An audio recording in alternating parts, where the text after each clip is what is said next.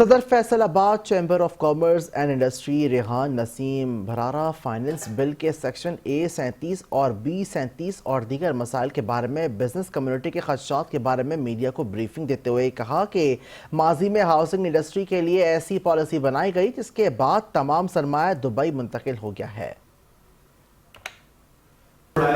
تو ایک آنے والے ٹائم جو ہے بلکہ اس کا مشکل کر دیا گیا۔ آپ سب کے علم ہے کہ بجٹ کے بعد سے بزنس کمیونٹی ایک نئی پریشانی میں مبتلا کر دیا گیا تھا، جس کو پہلے 37AA کا نام دیا گیا۔ آج ہمیں جب پتہ لگا کہ 37A اور 37B کی کلاس اس کو کر دی گئی ہے، ہم یہ سمجھتے ہیں کہ یہ قانون نہ صرف بزنس کمیونٹی بلکہ معاشی طور پر جو پاکستان ایک مضبوطی کی طرف جا رہا تھا، یہ اس کو